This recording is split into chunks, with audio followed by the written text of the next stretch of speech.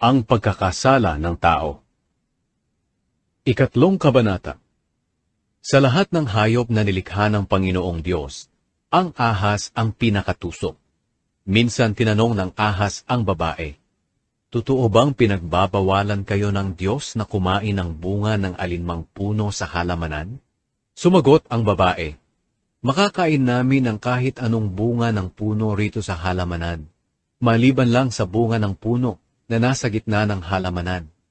Sapagkat sinabi ng Diyos na hindi kami dapat kumain o humipo man lang ng bunga ng punong iyon. Kapag ginawa namin iyon, mamamatay kami."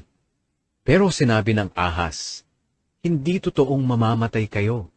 Sinabi iyan ng Diyos dahil alam niya na kapag kumain kayo ng bungang iyon, mabubuksan ang mga isip ninyo at magiging katulad niya kayo na nakakaalam kung ano ang mabuti at masama.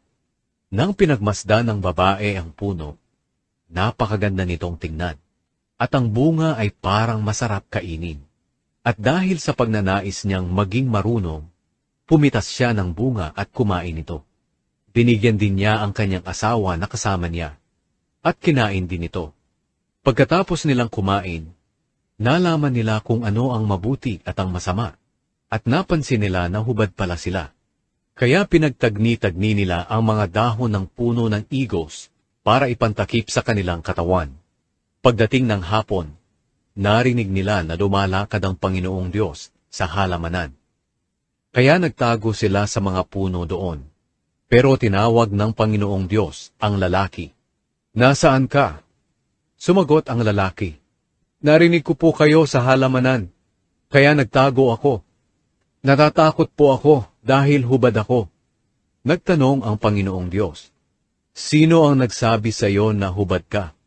Kumain ka ba ng bunga ng punong kahoy na sinabi ko sa iyo na huwag ninyong kakainin?"